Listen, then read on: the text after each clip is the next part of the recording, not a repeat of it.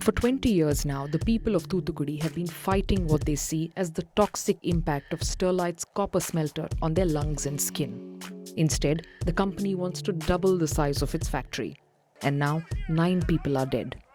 Up north, Uttarakhand and Himachal Pradesh are burning. Over 3,500 hectares of forest area have gone up in smoke since April. Were these forest fires created by you and me? First black family in the White House, Nobel Prize winners, Howard power couple, and now Netflix collaborators. The Obamas are back, this time to Netflix and chill. It's Wednesday, May 23rd.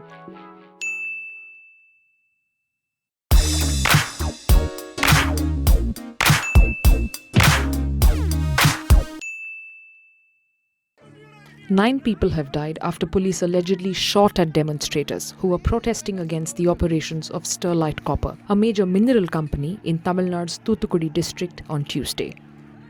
According to some reports, around 1 lakh people took part in a rally on Tuesday demanding the closure of the smelter because of its health threats as well as its effect on the environment. What began as a peaceful protest turned violent, with police reportedly resorting to a lathi charge and firing tear gas before, in some cases, opening fire on the protesters. By Tuesday evening, Tamil Nadu's Director General of Police said the situation had come under control, though not before several deaths and hundreds injured, as well as condemnation from politicians across the state. Here's what we know. Sterlite Copper is a part of Vedanta Resources, one of the world's largest mining and metal conglomerates, and has been running a copper smelter in Thoothukudi, also known as Thoothukudi, since 1996. The current unit produces 438 tons of copper anodes per year, and the company now wants to double its capacity by setting up another similar-sized unit. For 2 decades now, activists have accused Sterlite of contaminating the air and water in the region. The Environment Ministry classifies copper smelters as red, meaning they release the highest level of hazardous industrial waste. And if Sterlite goes ahead with its plan to double capacity, the project would become the world's largest smelter located in a densely populated urban area. The smelter's main pollutants are sulfur dioxide and particulate matter, which local claims have begun to affect their health, causing breathing disorders, skin diseases, heart conditions and cancer, among other health problems. Sterlite officials claim there is no evidence to link the smelter to the illnesses of people who live near it.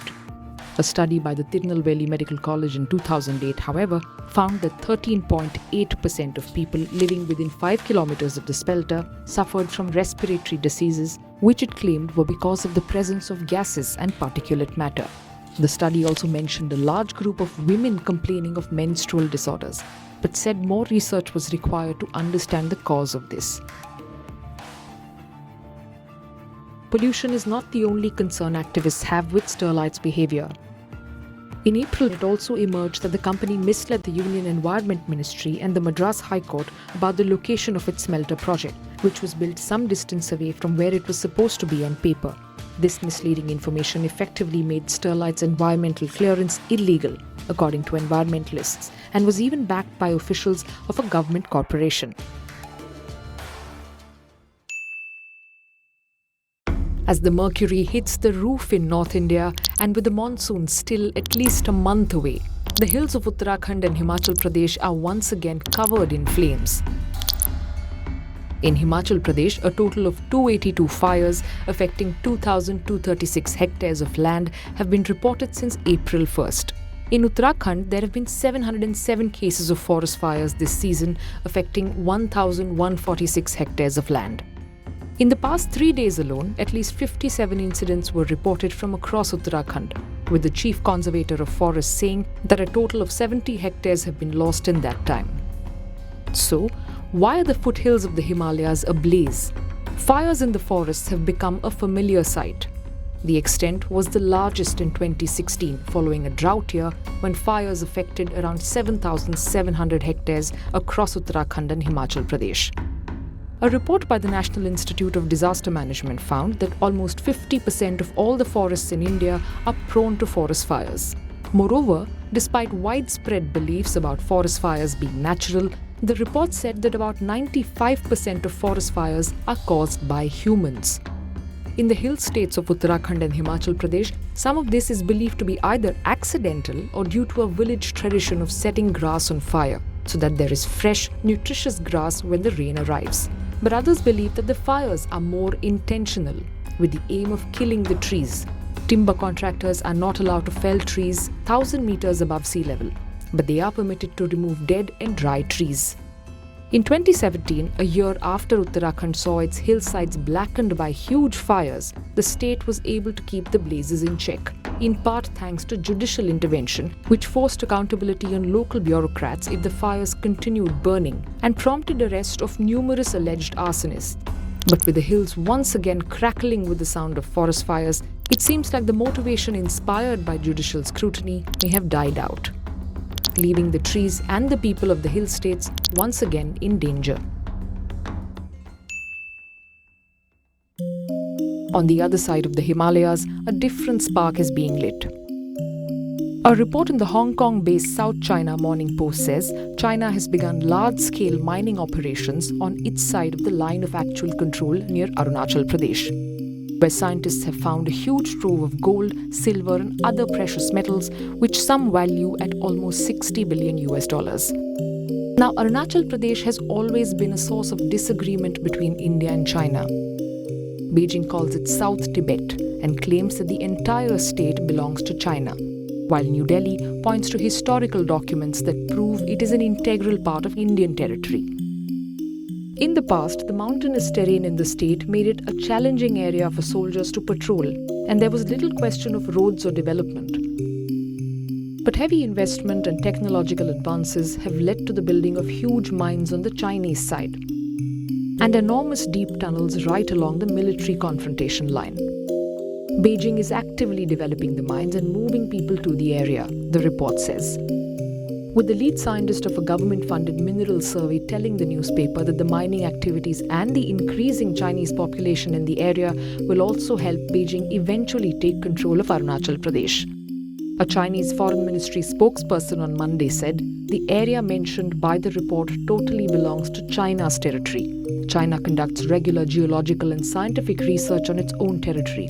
It's completely within China's sovereignty. The Indian government has yet to respond. But coming so soon after a supposed reset in Indo-Chinese ties, with Prime Minister Narendra Modi's meeting Chinese President Xi Jinping in Wuhan, could mining in Arunachal present a new roadblock for relations between the two countries? Ladies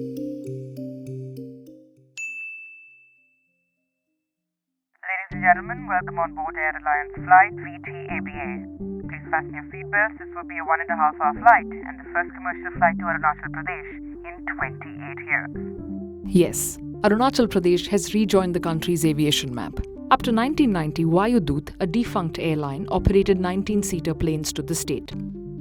Arunachal Pradesh Chief Minister Pema Khandu was among 25 passengers on board the first 42-seater Air India ATR aircraft that flew from Guwahati to a wartime landing strip in Pasighat on Monday. Though Arunachal Pradesh has 120 helipads, landing grounds for smaller aircraft, it does not have an airport for the large-sized commercial aircraft we usually fly in. The Pasighat airstrip will receive 3 flights a week from Kolkata and Guwahati, adding a little more connectivity to the region that is still a struggle to fly into. Only 3 of the 8 northeastern states have what the government calls main airports.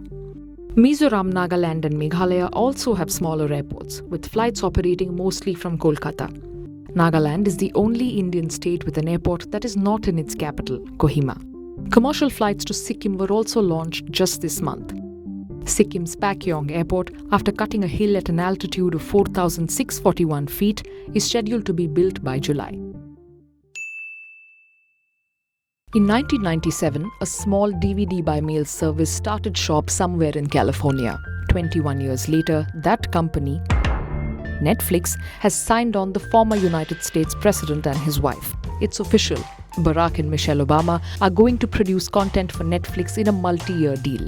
Netflix said vaguely that they'll be producing scripted and unscripted docuseries and films. Obama hinted that this would be about bringing stories of the fascinating people that they have encountered while in office. It's huge for Netflix, who poached Grey's Anatomy's creator Shonda Rhimes from ABC Studios last year for $100 million, and then picked up Glee creator Ryan Murphy from 20th Century Fox Television for $300 million. How much was the Obama agreement worth? We're not sure yet.